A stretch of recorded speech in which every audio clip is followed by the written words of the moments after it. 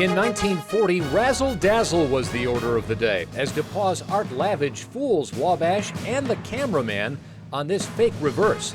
His dodgy dart toward pay dirt puts DePauw ahead 7-3. Not to be outdone, Wabash's Walt Gray is running with the ball. As he's hit, he laterals to the Little Giant quarterback, Bill Sabo, who takes the pigskin into the end zone, and all of a sudden it's 10-7 Little Giants. The lead yo-yos back to DePauw when, after a very deep drop, Lavage connects with Frank Gregg on a 25-yard touchdown pass. He's all alone in the end zone. When the band takes the field, it's 13-10 DePauw, but a fourth-quarter march by Wabash decides the game. Gray scores from 3 yards out as Wabash fans celebrate in the end zone. The Monon Bell rings for them for the first time since 1936.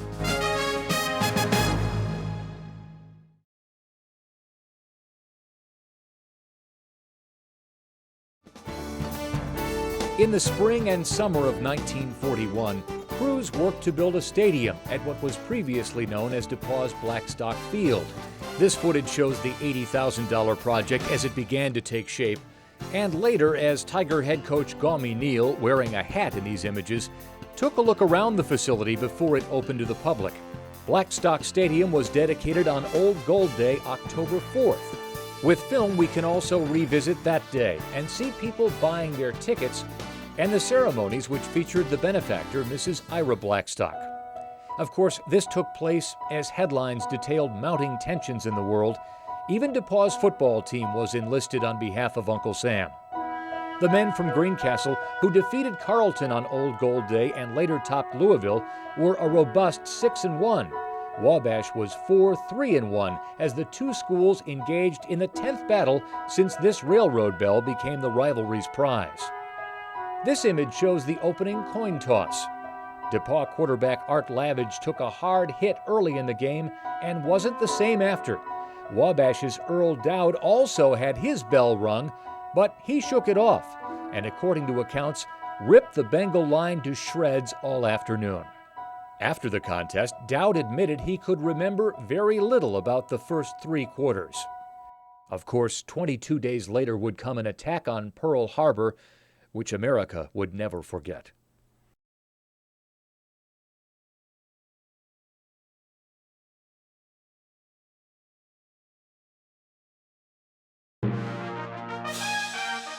In 1942, with America at war, the men of DePauw and Wabash prepared for their annual battle on the gridiron, and a camera captured this look at a more innocent time. 1942 was the year Casablanca was released, and Bing Crosby's White Christmas was first heard. A first-class stamp was 3 cents, and the formations were different.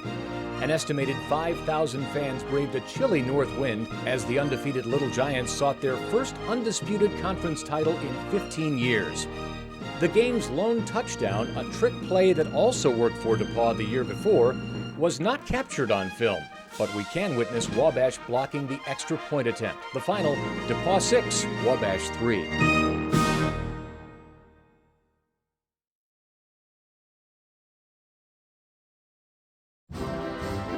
During World War II, DePauw University was a home and training camp for Naval Air Force cadets. And in the fall of 1943, Uncle Sam turned the small school's football program into a national powerhouse.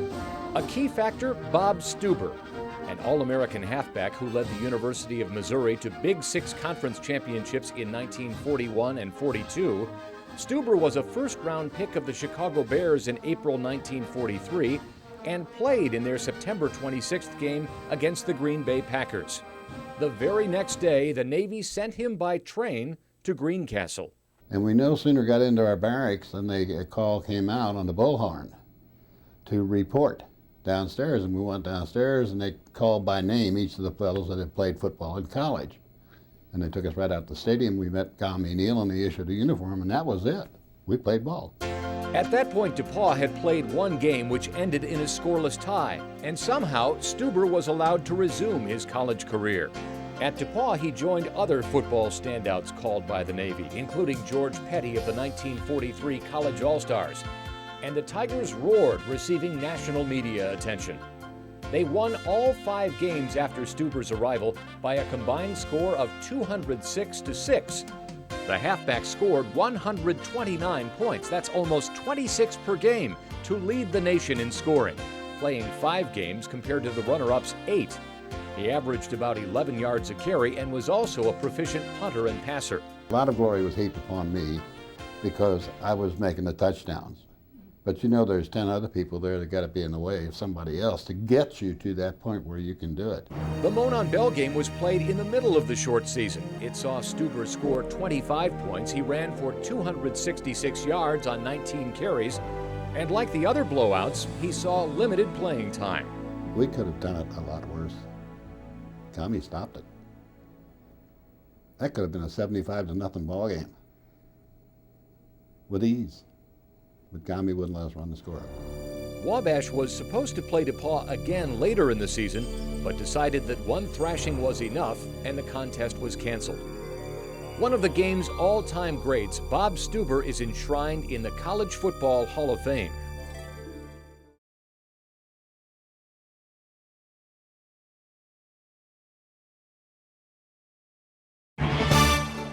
In the summer of 1944, 55 men reported as DePauw's football training camp began. All but 3 were apprentice seamen in the Navy V-12 unit stationed at the university. Wabash entered the fall with a total student enrollment of 12. Add in the V-12 contingent, and there were still fewer than 300 men on the Crawfordsville campus. It was a time when the average worker made $2,400 a year. The average home cost less than $3,500, and the coming and going of Navy men meant this would be a very different DePauw team than the undefeated squad of the year before. The Tigers opened their season against Northwestern, and Gawmy Neal and his staff witnessed a 62-0 loss. Fans who streamed into Blackstock Stadium in 1944 had little reason to stand up besides the national anthem. Going into the battle with Wabash, the Little Giants season finale, but the 5th of 8 games for DePauw, the Tigers were 0-4. Wabash had 3 wins, 1 loss, and 2 ties. On game day, DePauw went to the halftime locker room down 7-0.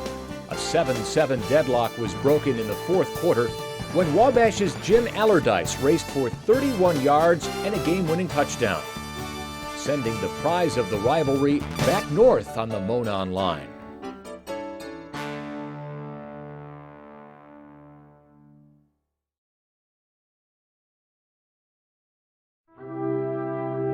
As World War II ended in the fall of 1945, the Navy V-12 unit at DePauw was scheduled to leave campus on November 1st. And that forced Gawmy Neal, the legendary coach entering his last season on the sidelines, to schedule only 5 games. That wasn't the only unusual thing as the 44 players on the Tiger roster prepared for battle in 1945. The Monon Bell game was the season opener that year, when the game day program sold for 10 cents and cheerleaders practiced on East College lawn. DePauw got the scoring started in the 2nd quarter when, on a fake field goal attempt, Bob Dobbins threw a 21-yard TD pass to Clint Bostic. In the 3rd period, Vance Van Dyne ran the ball in from 13 yards out. Wabash scored a touchdown late, but a 13-7 outcome gave the retiring coach his 9th victory over his alma mater. In a final odd twist, the Monon Bell did not actually change hands until the following fall, when a Wabash man presented the trophy to DePauw's student body president during the Tigers game with Butler.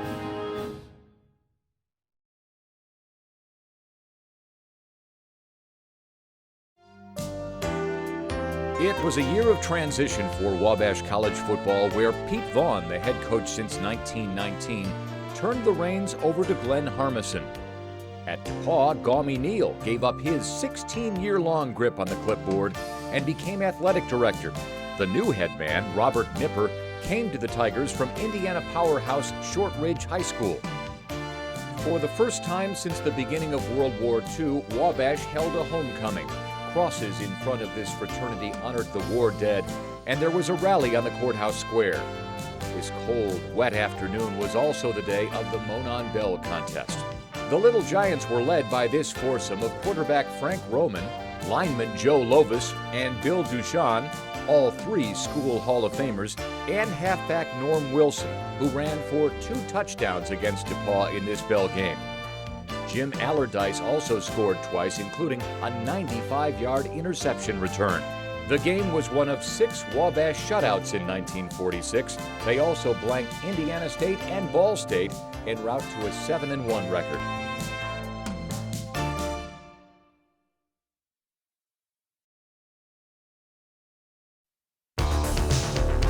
In the fall of 1947, the buzz in the DePauw locker room was over the school's second new football coach in as many years, Mike Snavely.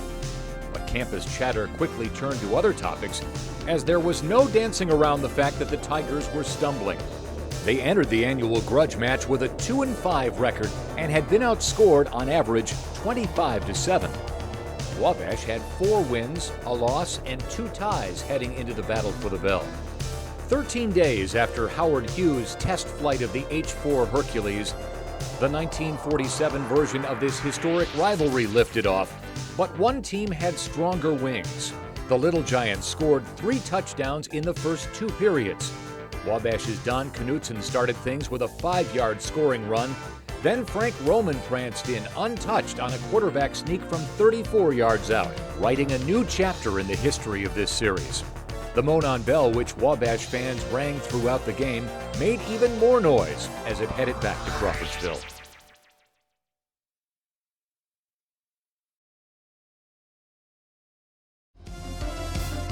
Wabash's cheerleaders took a leap of faith, hoping the 4-3 Little Giants could keep the bell and claim a winning season record.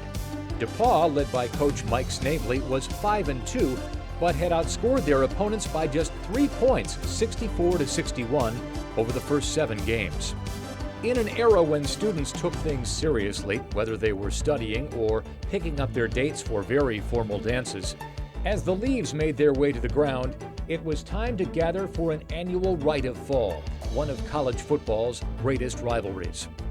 Of course, the Monon Bell was once mounted on a train, and if you look closely at this game day photo, you'll see a locomotive in the background of what apparently was a failed field goal attempt. DePauw recovered a Wabash fumble in the first half and capitalized. John Baylor hit Chuck Veer with a 23-yard touchdown pass, and that's all the Tigers would need on this day. Wabash threatened but never scored, and when the final gun sounded, Snavely could celebrate his first Monon Bell victory.